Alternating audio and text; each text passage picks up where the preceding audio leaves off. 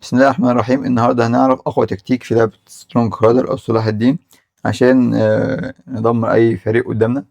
ممكن نعمل مثلا حرب 3 ضد 3، بس تكون حرب قوية شوية أو حرب شرسة أو 4 ضد 4. هنبدأ الأول نفتح تطبيق ستيم أو برنامج ستيم.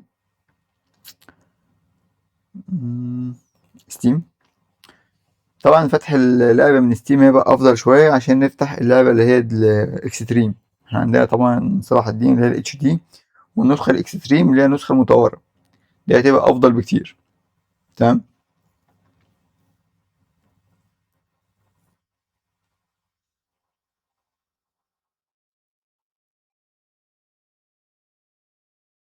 هو بياخد وقت بس على ما يسجل دخول، مبياخدش وقت كتير أوي يعني.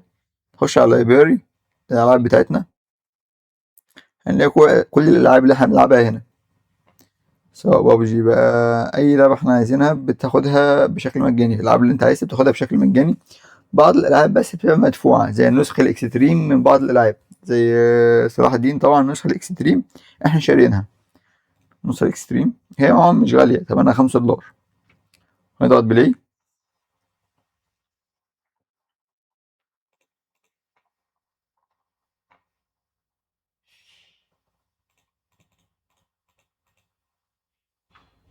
هذا الإكستريم هنعمل طبعا ديس ماتش. تمام. احنا ممكن نختار الملوك وهو يختار الملوك عشوائي، وانا مثلا اختار برضه بطريقة عشوائية. مثلا انا ابقى الاسود والبنفسجي. طبعا ممكن اجيب نفسي في الخريطة هنا، أمم، كان البرتقاني هنا، عشان بحب افضل انا في المكان ده في الخريطة، الجزء اللي تحت ده. حلو. فاحنا ممكن نقسمها بشكل عشوائي كده، اللي هو البنفسجي اسود اصفر، وانا اصفر بنفسجي واسود، وبقية الجيوش مع بعض. طبعا الجيوش مش متكافئة شوية، احنا ممكن نجيب ده هنا وناخد السناك معانا، ناخد اللي هو ده ضعيف شوية. تمام. كده الجيوش متكافئة، ويمكن هم أقوى كمان، يعني هم عندهم 3 أقوياء وواحد ضعيف، فاحنا عندنا برضه 3 أقوياء وواحد ضعيف. هنخش اللعبة، وزي ما اتعودنا أول ما نخش اللعبة هنضغط زرار اكزايت. دخلنا اكزايت على طول عشان نبدأ نبني اللعبة بتاعتنا، نبدأ نبني الاقتصاد بتاعنا. تمام. هنعمل اوبشن، جيم بلاي اوبشن، وهنبطئ اللعبة. تمام. طبعا نبدأ نبني المحاجر. اسف هنا، اللي هو البلاط اللي يتحط عليه الموارد. أول حاجة لازم نبنيها في أي لعبة طبعا هو المتجر أو السوق.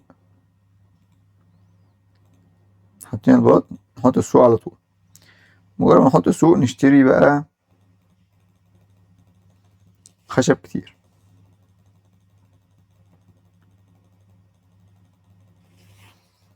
طبعا هنحتاجه، نشتري خشب كمية كبيرة.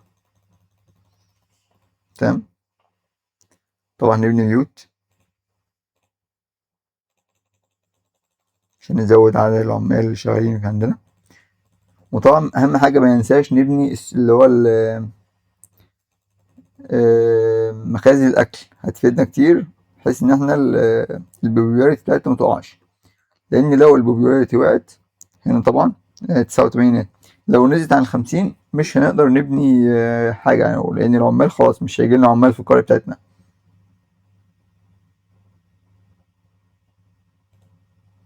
طبعا عايزينها تاخد أكبر عدد.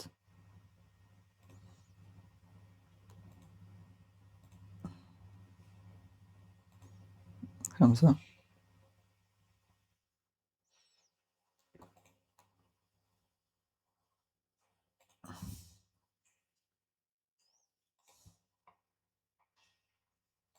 ممكن دول ناخدهم كده، نشغلهم عادي، نحط شوية تاني هنا بحيث إن احنا نسرع الأمور. دولت نخليهم عمال عاديين بحيث إن احنا نسرع بس إنتاج العمال، بحيث إن احنا هنحتاجهم.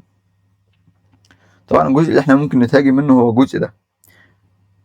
القاعدتين دول بيبنوا جنود ليا، يعني دول بيبنوا جنود ليا انا. وطبعا هو عنده هنا كل جيش عنده 2 بيبنوا له جنود. حلو. النسخة الاكستريم بتبقى اقوى شوية في اللعب. طبعا نحط القلعة هنا اللي هتحمينا من الهجوم.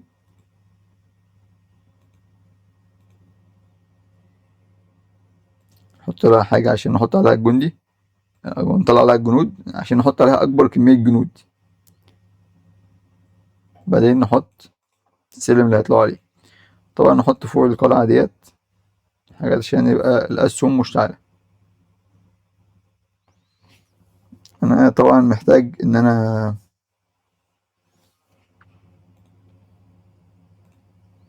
أعمل حتى لو مزرعة أكل واحدة.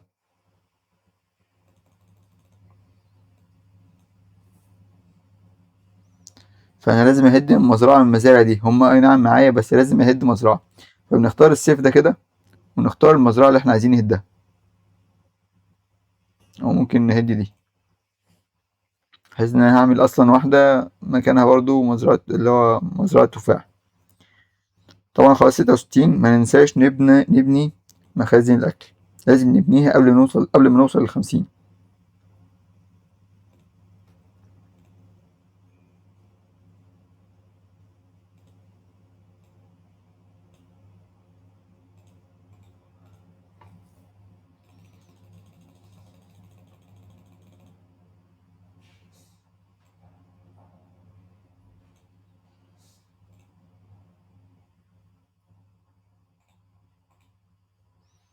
حط كل الأرشر هنا. خد ركنين طلعهم. الأرشر اللي احنا عملناهم هنا ركنين طلعهم فوق.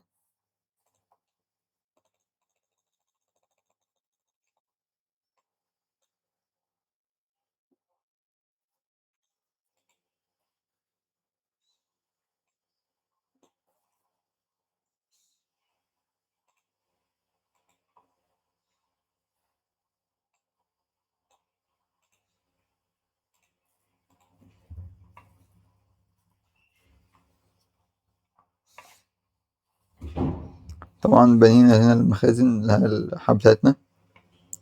زي ما عرفتكم المرة اللي فاتت إن احنا لو قفلنا عليهم أو قفلنا على دول كده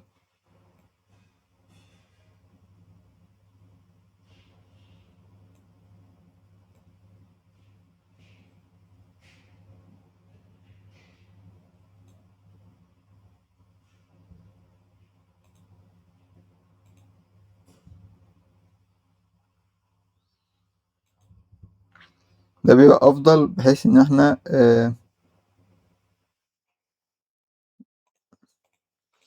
خلاص كل الإنتاج اللي بيطلع في الجزء ده كده بيوصل تلقائي على اللي هي البقر. فاحنا لو عملنا بقر هنا كده هنلاقي الإنتاج اوريدي بيروح على البقر تلقائي. حلو. طبعا عندنا 2 هنا هيروحوا ياخدوا منهم عادي. يعني هم اللي بيحملوا البقر بيروحوا ياخدوا منهم عادي. أما هنلاقي في معظم الوقت الإنتاج بيروح على البقر بشكل تلقائي. ممكن الجنود دي نحولها كده عشان احنا نسرع الأمور شوية.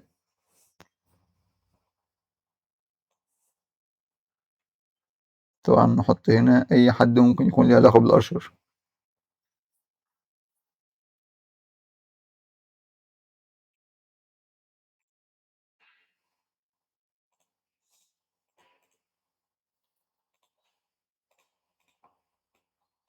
طبعا لازم نحط بعض الجنود هنا عشان يحموا القلعتين دول لأنهم سهل أوي يتدمروا. يعني هما بيبعت في النص كده اللعب اللي هو الناس يدمروه. فلازم نحميهم بشكل كويس. طبعا هنا لو لاحظنا ممكن نحاول نعمل زوم. نعمل زوم اوت.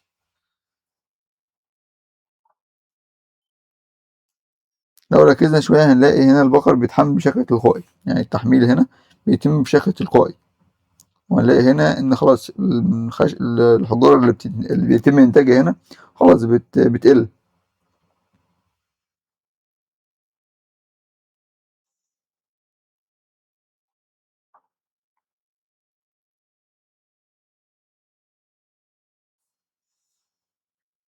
اللي هو خلاص لما مثلا دول يروحوا هنا يجيبوا حجر واحدة هنا يكون خلاص رجع لقى البقرة اوريدي متحملة كاملة.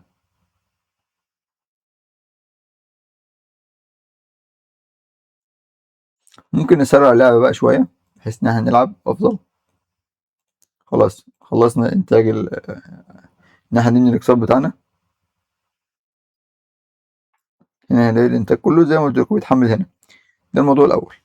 الموضوع التاني إن احنا خلاص هنشيل دولت هنكسر مثلا دي الأخرى، دي كمان، بحيث إن احنا نعمل مزرعة احنا كمان.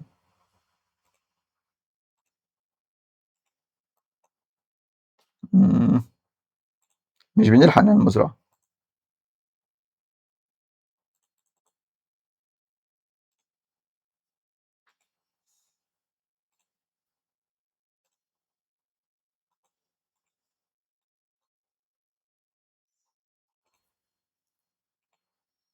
ناخد الكود اللي هنا. المزرعة دي بقى هنضغط حرف البي اللي هي البي التقيلة. آسف، الأول نختار المزرعة بي التقيلة، نوقف الشغل فيها وبعدين نشغل، بعدين نعمل بي، نوقف اللعبة تاني حرف البي، نوقف الشغل فيها وبعدين نشغل، حرف البي تاني، نوقف الشغل فيها وبعدين نشغل. كده شغلنا فيها. لا أوبس، كده وقفناها.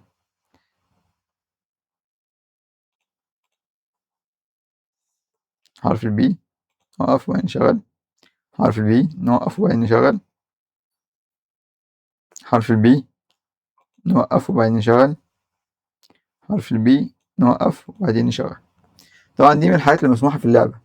هنلاقيها إن احنا شغالين فيها أكتر من واحد، أكتر من عامل، واحد اتنين تلاتة.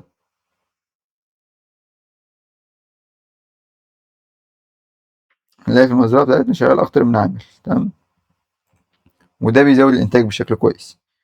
ممكن نشغل كمان اتنين فيها.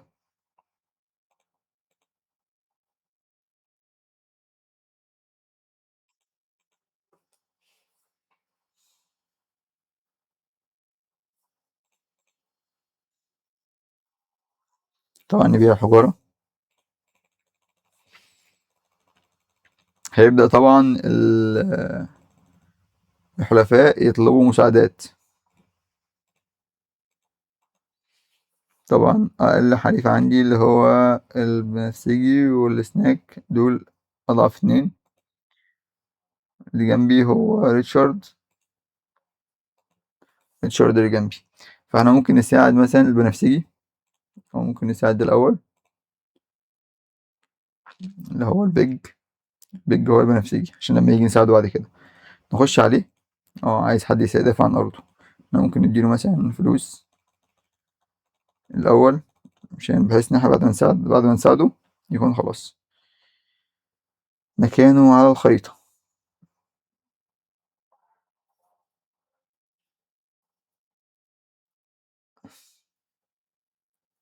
بنفسجي هو أصلا اوريدي بيهاجم.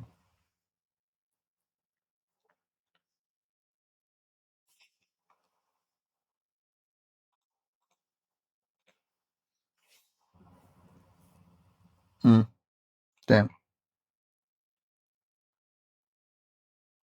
ناخد كل الجنود دول كده، ضغطة باليمين على الخريطة عشان نتنقل بشكل أسرع.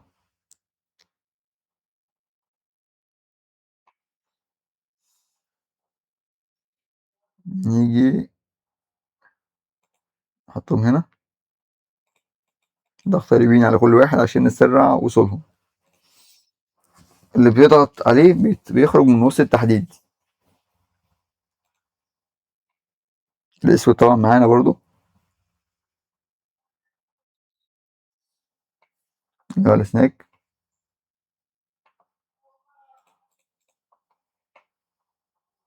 أوبس، أنا بتهاجم، أهملت أنا موضوع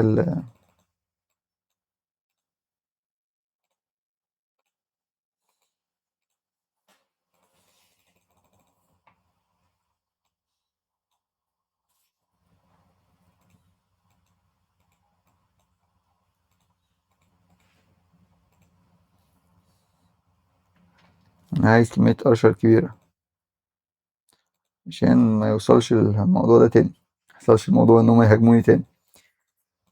هنبيع كل الحجار اللي عندنا، نجيب أرشر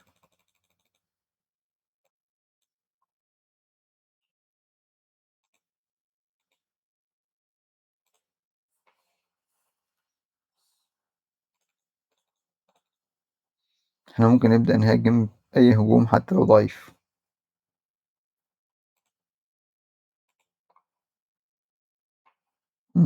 الأكل عندي قل، لازم نشتري أكل.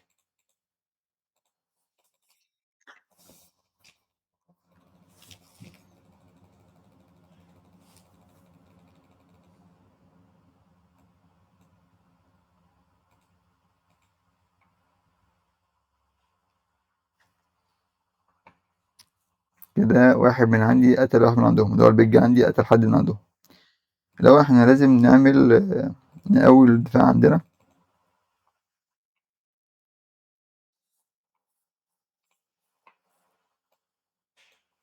عايزين أشهر كتير أوي عشان ما تهاجمش أنا، وبعد كده هبدأ أساعدهم.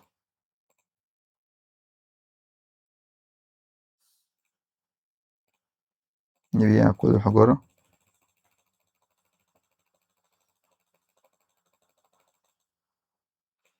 نشتري كمية أكل تانية. نشتري أنواع تانية من الأكل.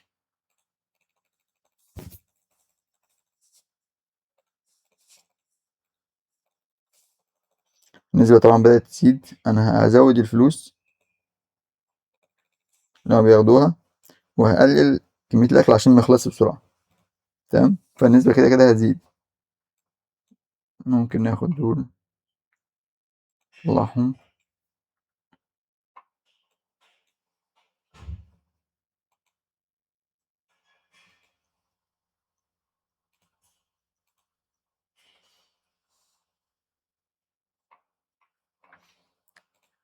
الجنود اللي أنا كنت بعتها هنا موجودين بيدافعوا عن البيج، بس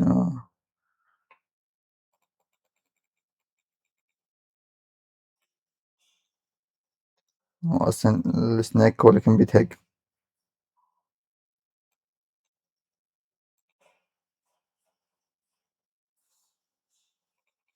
عشان نلاقي أي حد من تحديد ونسرع تحركه، ضغط اليمين عليه فبيتلاقي من التحديد.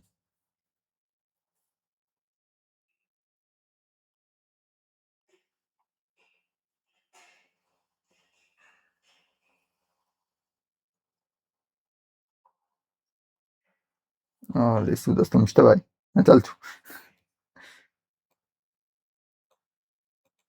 الأسود أنا كنت حاطه في التحديد معايا، ممكن يكون أنا خرجت معاهم. عموما ممكن نخلي الجنود دي هنا كده تدافع عن البيج. بنفسجي معايا لو البيج. الحلفاء عندي. مم. ده اللي معايا.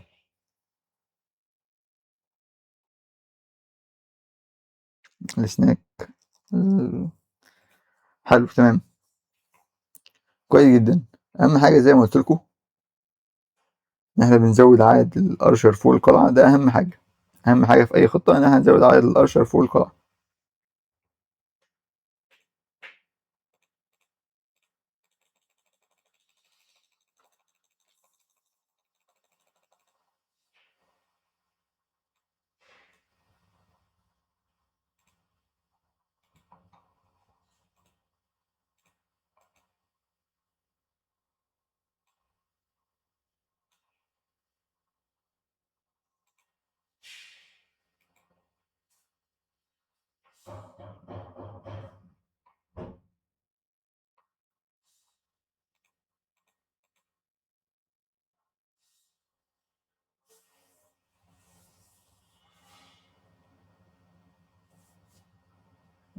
الأخضر جيشه قوي بس مش مقفلش على القلعة بتاعته، ما بنهاش بشكل كويس.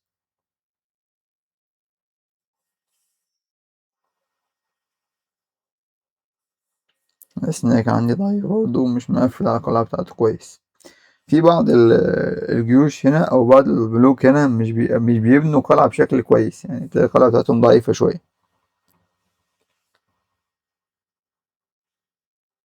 احنا طبعا مش هنساعد حد تاني خلاص من بتوعنا.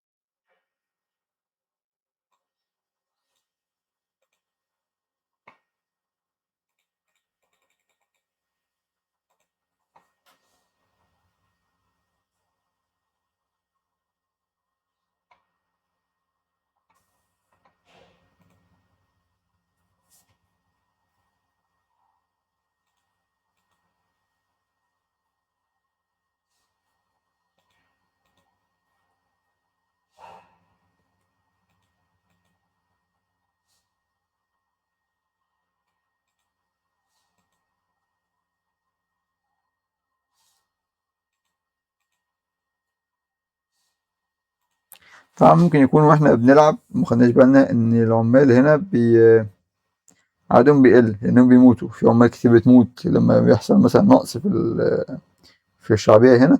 في عمال كتير بتموت، وخصوصا لما بيحصل نقص الشعبية بسبب نقص الأكل.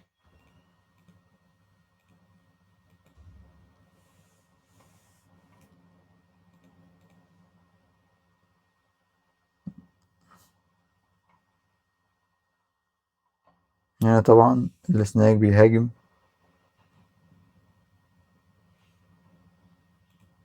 هي تقريبا النسخة الإكستريم مفيهاش حد ضعيف أوي، اللي هو كلهم أقوياء، لأن بيبقى مبني لهم قواعد بتنتج جنود أصلا، فأوريدي مش بيعتمدوا على الاقتصاد في حاجة.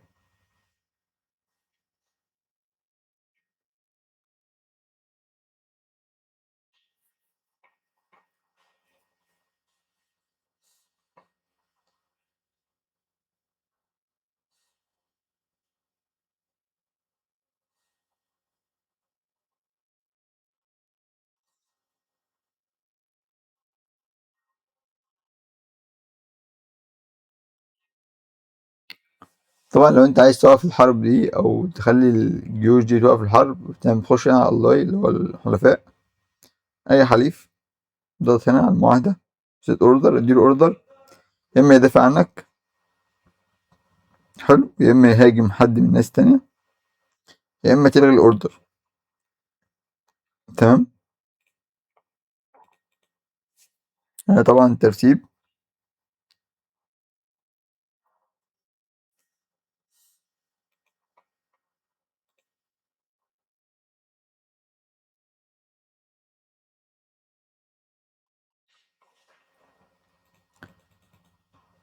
ممكن نبدأ نهاجم احنا كمان بحيث ان احنا نخلص الجيم، ونبدأ جيم جديد يكون فيه مثلا 3 ضد 3، بس 3 أقوياء، يعني نختار جيوش قوية شوية.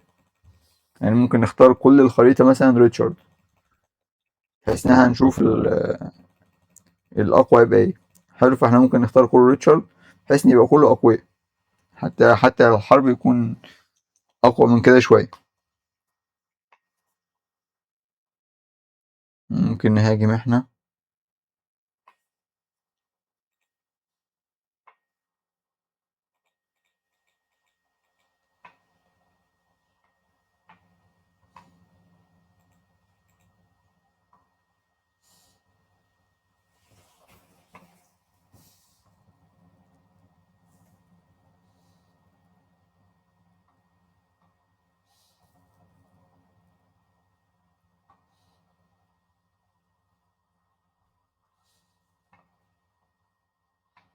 ممكن نهاجم دول برضو.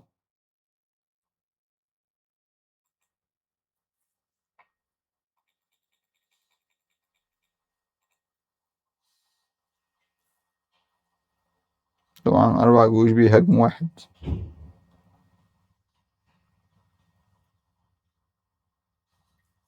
الميدي في الاكستريم موضوع الاستشفاء، يعني مثلا لو انت بتهاجم بتعمل استشفاء للجنود بتوعك من الطريق دي، تاخدها، تختار جهود أو تحدد المنطقة، وأنت تقعد تعمل استشفاء ليهم. تمام. وخلاص الجهود بتاعتي وصلت، وخلاص بدأوا يطلعوا فوق القلعة.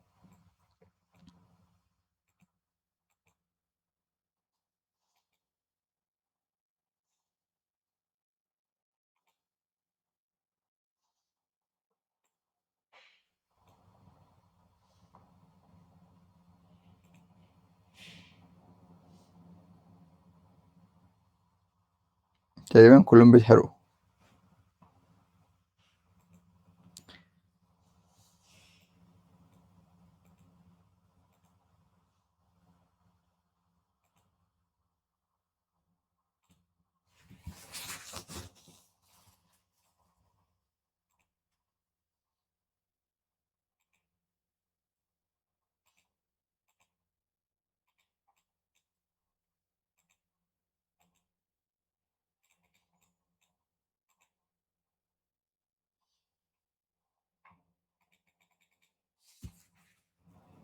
كده خلاص بشكل كبير ده مات. باقي ده.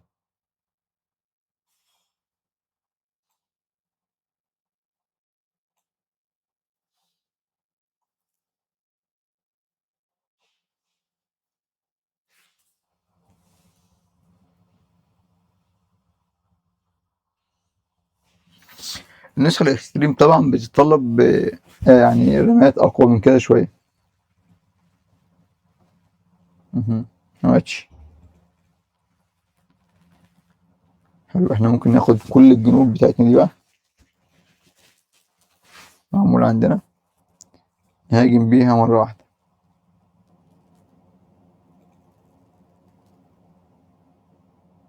خلاص هو اوريدي ده مات، وممكن نهاجم ده.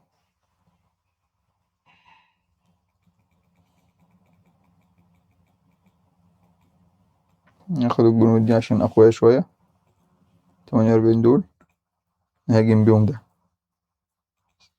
يبقى كده خلصنا الجيم. هنبدأ الجيم جديد دلوقتي حالا، هنعمل فيه كل الخريطة ريتشارد، يعني كل خريطة تبقى فيها اللي هو الملك ريتشارد، بحيث إنها تبقى خريطة قوية شوية، حتى تبقى القوة متكافئة بين كل الملوك.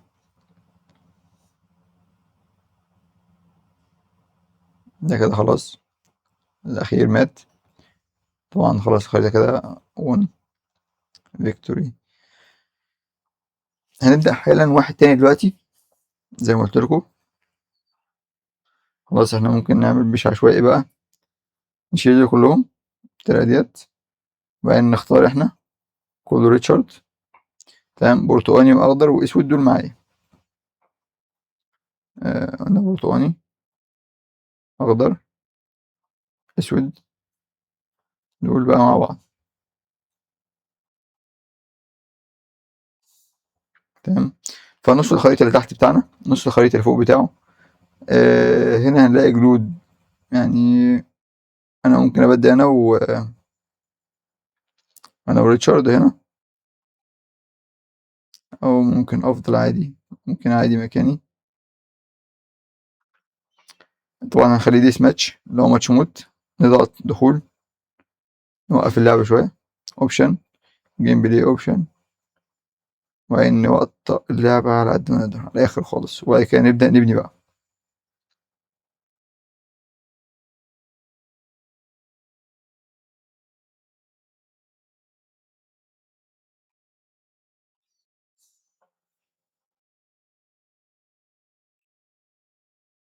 زي ما قلت لكم السوق مهم جدا، نبدأ نبني بيوت، ومن السوق على طول نشتري، أهم حاجة نشتري خشب كتير عشان هنحتاج خشب كتير.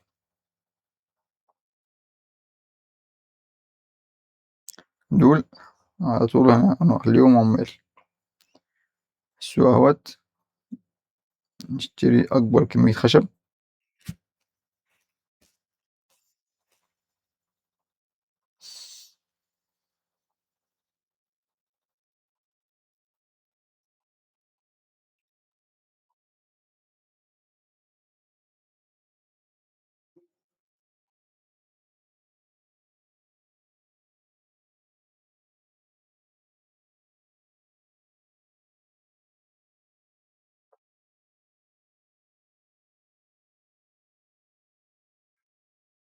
طبعا بنحاول نقلل المسافات عشان نبني أكبر عدد.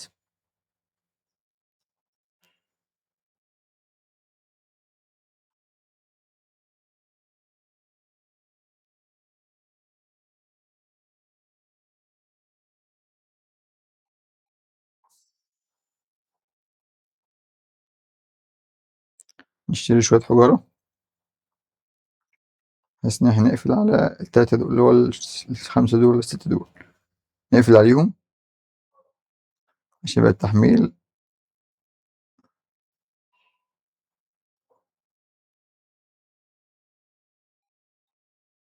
تمام، مجرد ما يخش الجنود نقفل على طول. البلاك بوينت ملهاش لازمة.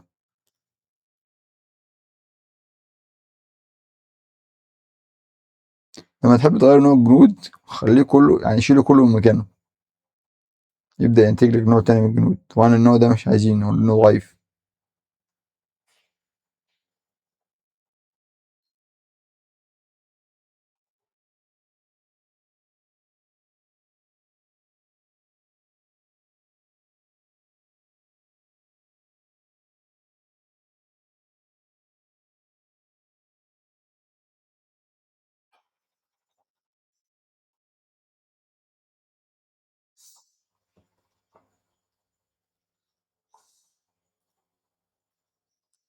القلعة مكانها معروف طبعا. هنشيل دول كده بالراحة. هو بدأ يهاجم القلعة بتاعتي. مم.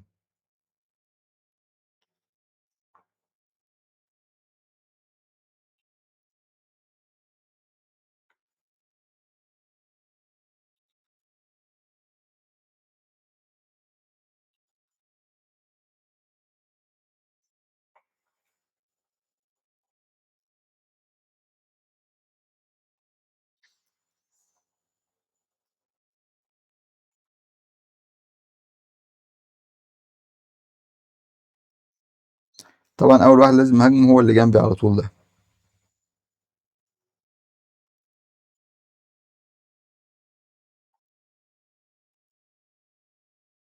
أي أرجع أحطه هنا الأول.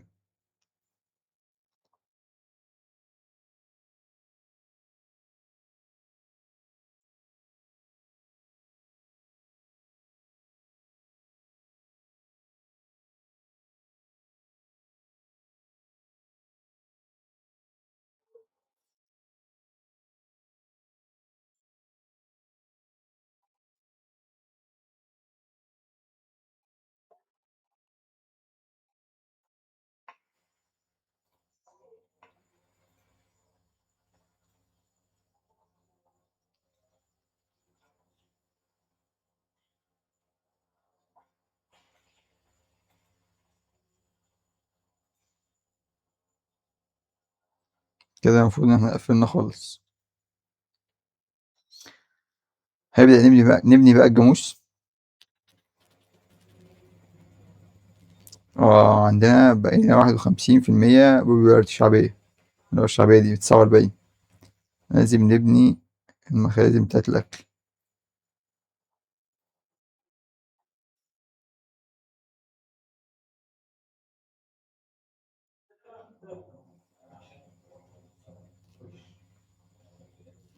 بدأنا نتهاجم اوريدي.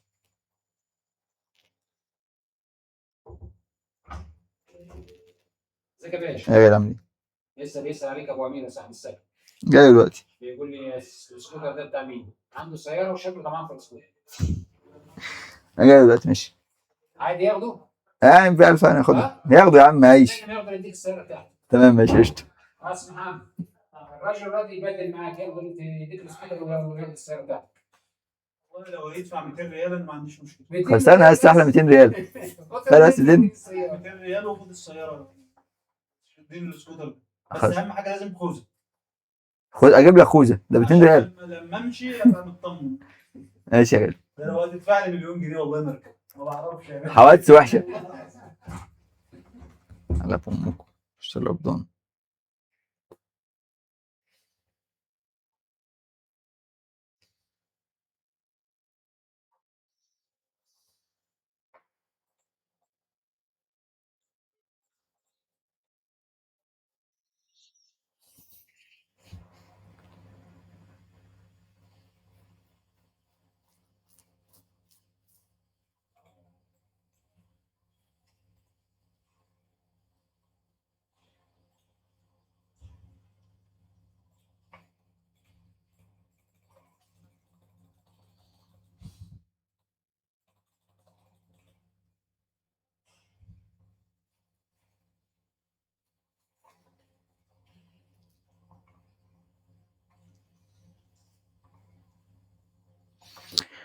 هنرجع تاني نبني خلاص الجاموس بقيناه. عملنا الجاموس بس هو لسه مفيش عمال يشتغلوا فيه. غريبة دي شوية.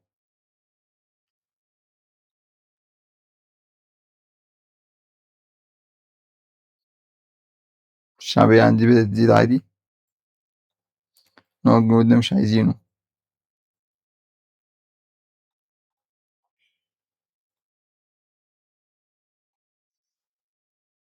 طبعا نحاول نجيب أرشر كتير عشان احنا محتاجين أرشر كتير عشان الدفاع طبعا عندي.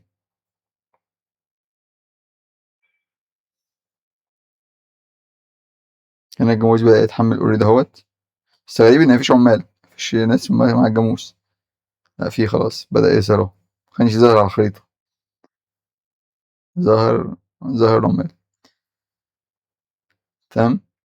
ممكن النوع ده من الجنود ده نخليهم كلهم عمال عادي.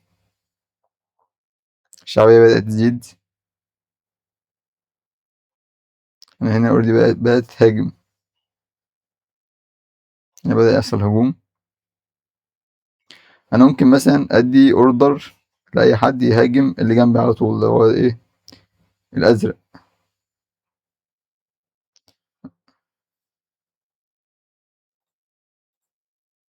احنا تلاتة الأرقام. مثلا ممكن ندي مثلا للي معايا اللي هو ده إنه يهاجم الأزرق. أوردر الأزرق. أي ماتش، وافق. حلو.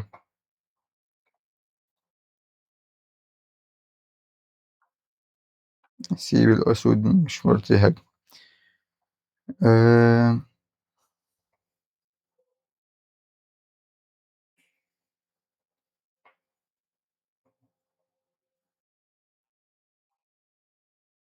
أنا حاسس إن أنا مش مقفول عليهم.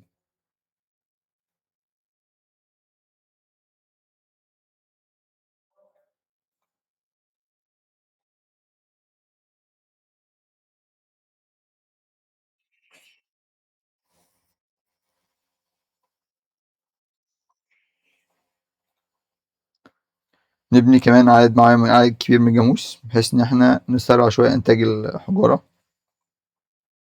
يعني احنا هنحتاج حجارة كتير. نبيع كل اللي موجود. شوف ترتيب الخريطة. الأخضر عندي ضعيف. ممكن نبعت دعم الأخضر، أو ممكن نبعت دعم ده بحيث إن هو ينجز شوية في موضوع الأزرق اللي جنب ده، يخلصني منه.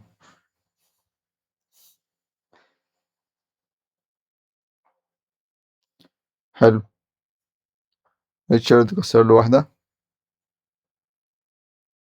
عنده واحدة بس اللي بتنتج.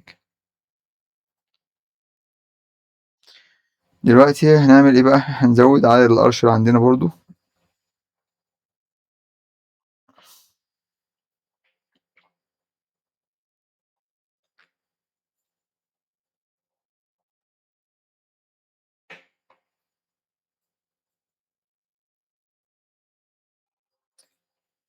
ممكن نخش هنكسر دي.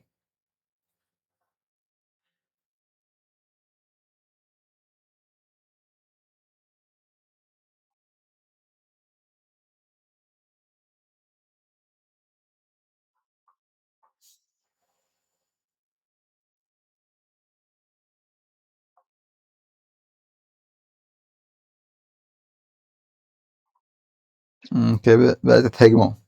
بدأ يهاجمنا. النوع ده من جنود قوي شوية في حالة الدفاع. هنحطهم هنا ونخليهم اجريسيف، وبعدين نهاجم بقى عادي.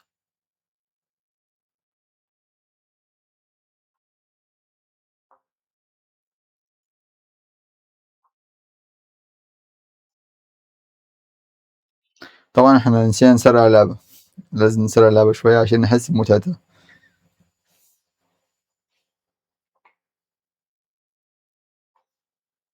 شوف الهجوم هنا اللي بيحصل ايه. وريتشارد اوريدي دفاعه قوي.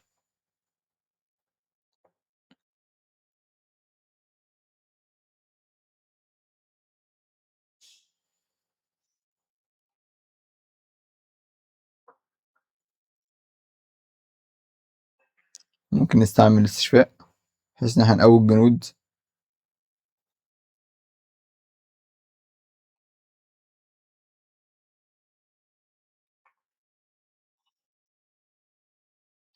ترتيب. طبعا مهم نبص على الترتيب كل شوية. عندنا ريتشارد الأخضر رغم إنه معاه فلوس هو ضعيف شوية، والأصفر برضو نفس الكلام. ريتشارد البرتقاني هو يعتبر أقوى حد في الخريطة، أو تاني أقوى حد في الخريطة.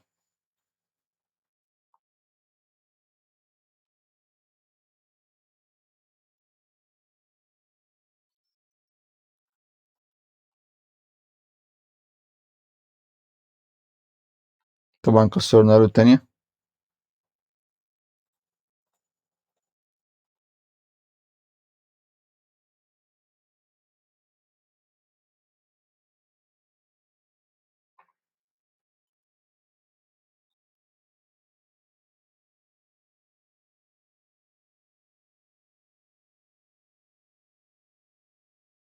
كل ما تجيلنا فرصة نزود عدد الأرشر هنا نزودهم عادي.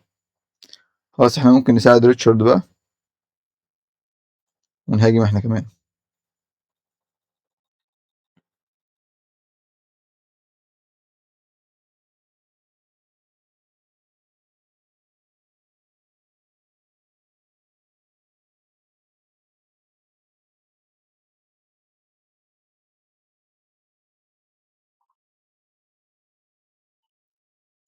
اه الأكل خلص فالبيبرياريتي بتاعتي قلت.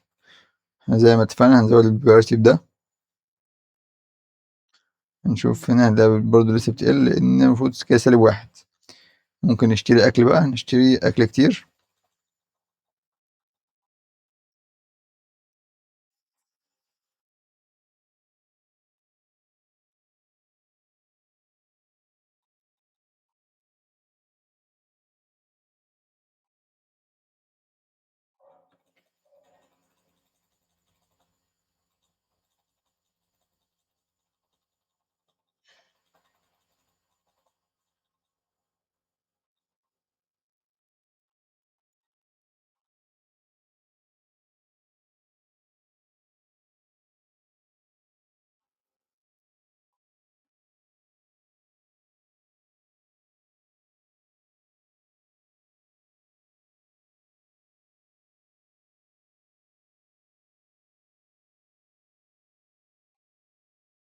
ممكن ناخد بعد دول كده نكسره هنا. بتساعدنا طبعا دي. قول لي هنا أضعفه شوية ممكن نقويه.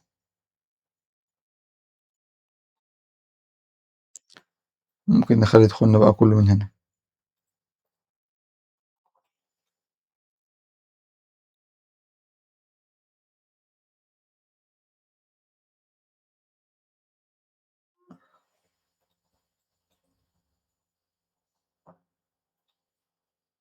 عايزين نكسر لحد ما نوصل إن احنا نخش جوه عادي.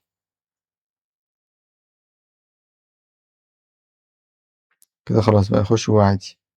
نطلعهم فوق بقى.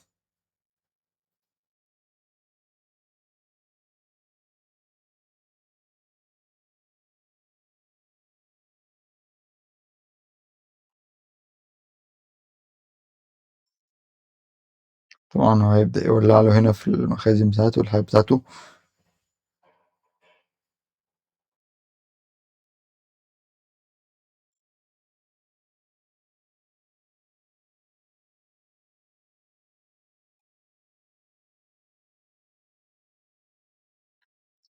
ناخد كل الجنود دي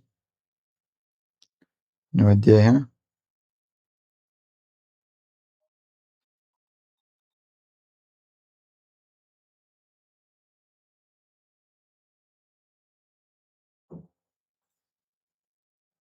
إنتاج الحجارة عندي بدأ يزيد في أوقات غريبة. ممكن نعمل شوية نينجا.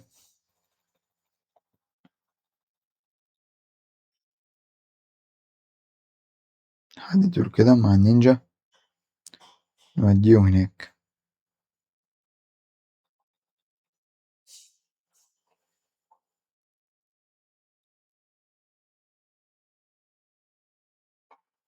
احنا ممكن نستعمل الأسهم عادي يعني، بس أنا بلاش، مش عايز أستعمل مساعدات قوي. أنا عايز أخلي المساعدة كلها فلوس. المساعدة كلها فلوس أفضل شوية بحيث إن متعة اللعب برضه متضيعش قوي.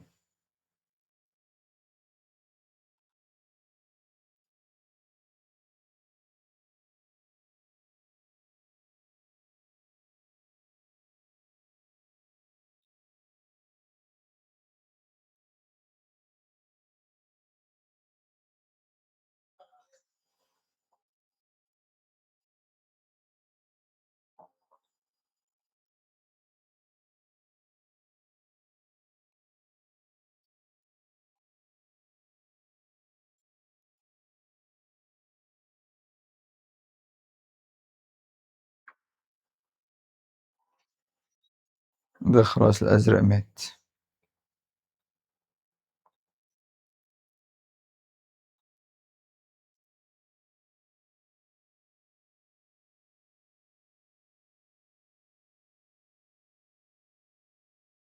نبدأ نهاجم اللي بعده.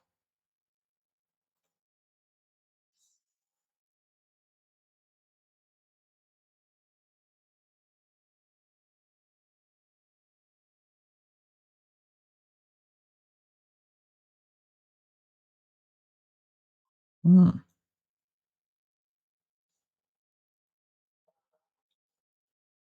ممكن نعمل استشفاء لأنه بدأ يرمي زيت.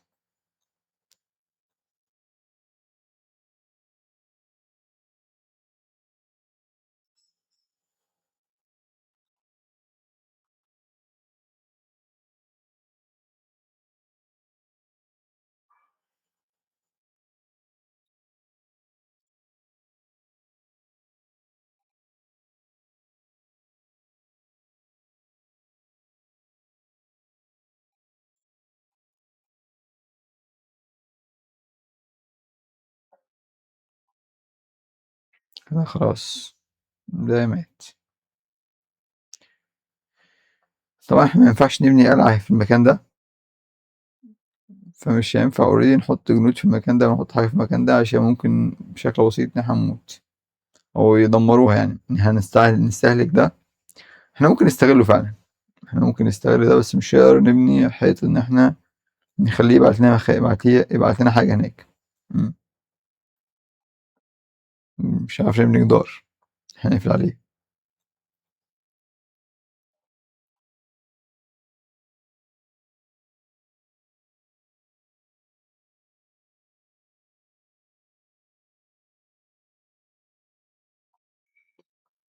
ترتيب الجنود.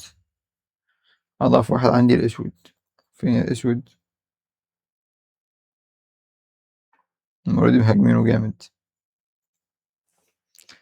الأسود معاه كام فلوس؟ عشان مش معاه فلوس. ممكن نبعت له فلوس، مش شرط نبعت له حماية حتى لو مات عادي. والله الأسود هو طالب أصلا مساعدات دفاع عن الأرض.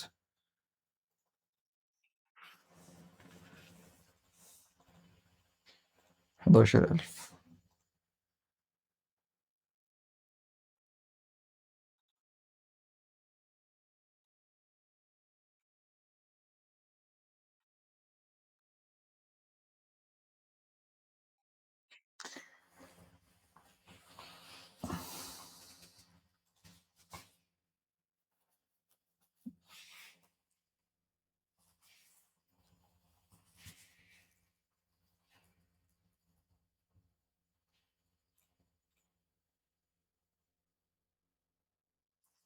الأسود والأخضر. ماشي. احنا ممكن نبعت للأسود جنود يساعدوه.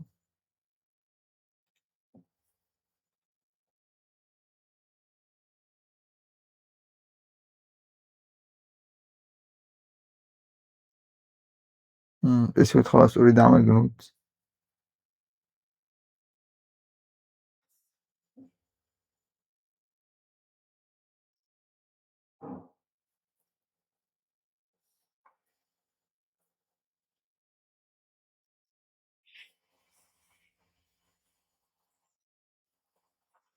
بص هنا الأسود بيحاول يحل موضوع إن هو اتهاجم واتضرب وكده، فبدأ هو كمان يهاجم. هيبدأ يبني قلعته عادي لأن خلاص أوريدي معاه فلوس، معاه الفلوس اللي يبني بيها. أنا اديته مساعدات، معاه دلوقتي 11,000.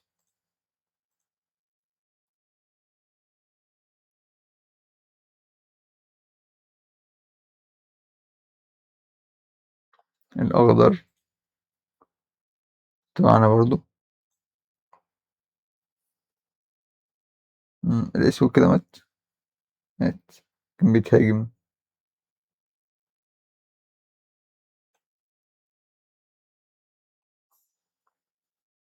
حلو.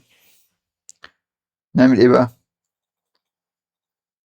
كل الجنود دي كلها خدهم نوديهم للأخضر، يقفوا هنا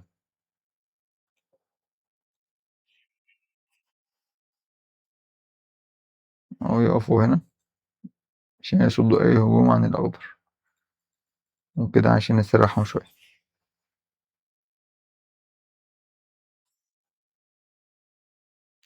هو كده بقت الحرب 3 ضد 2.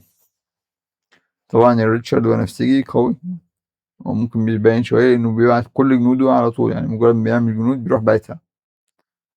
تمام. والأصفر تبعي هو والأصفر برضه قوي، الأصفر تالت أقوى واحد. مفيش حد في الخريطة قوي أوي غير أنا وريتشارد اللي هو في نفس المكان بتاعي. مهم. لازم نبيع الحجارة.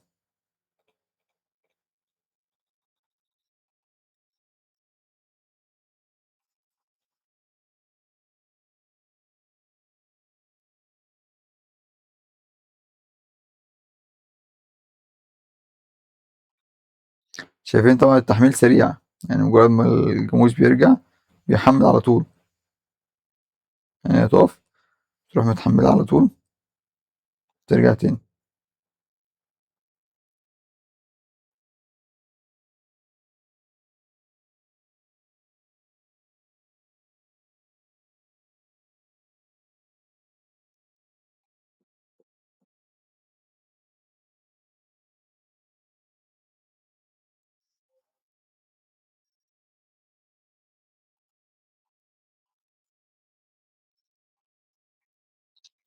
أهم حاجة ننهي الحرب وإحنا أول الخريطة.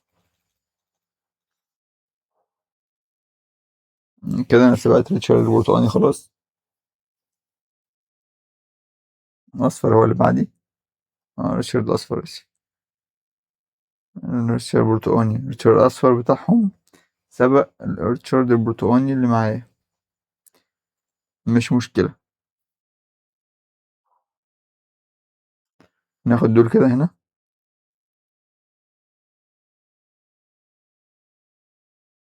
ممكن نبدأ نحطهم مثلا في المكان ده كده.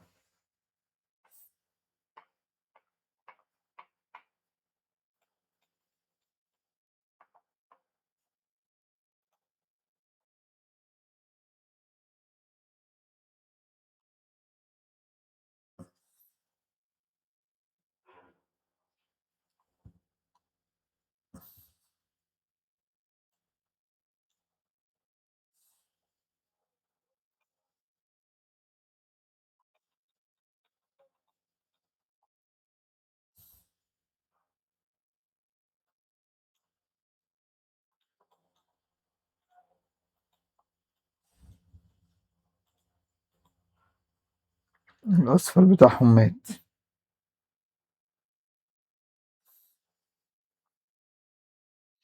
فضل عندهم بنفسجي بس.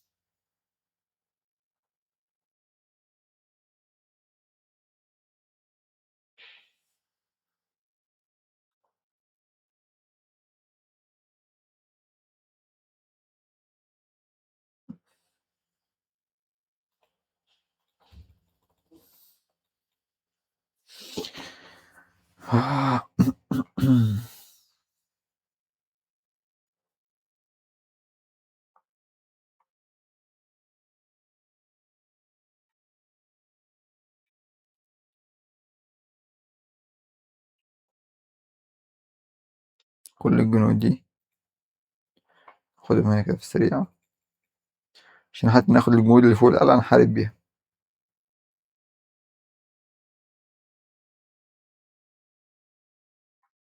كده كل الجيش اللي عندي نحطه هنا ونخليه أجريسيف وسريع.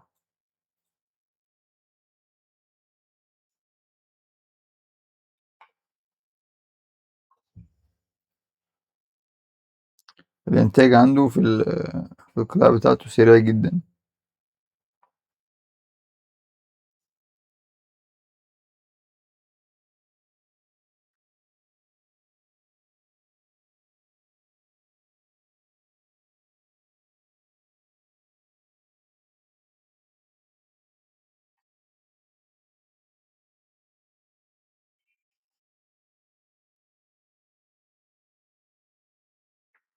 كل الجنود بتاعتي ماتت. حلو.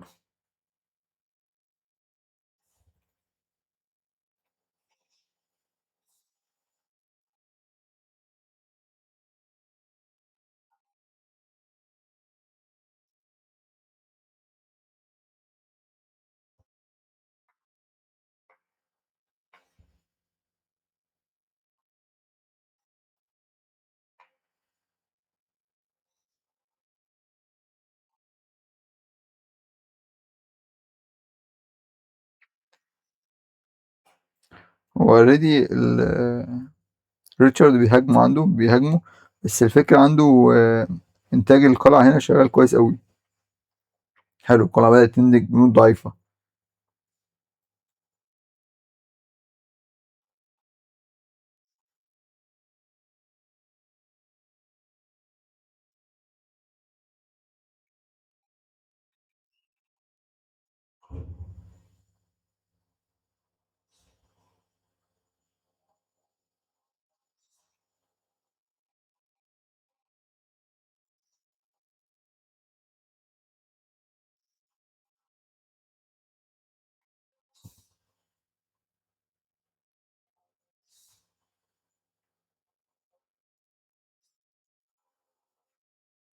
والله قوي جدا إنه يصد هجوم 3 جيوش أو 4 جيوش، ممتاز.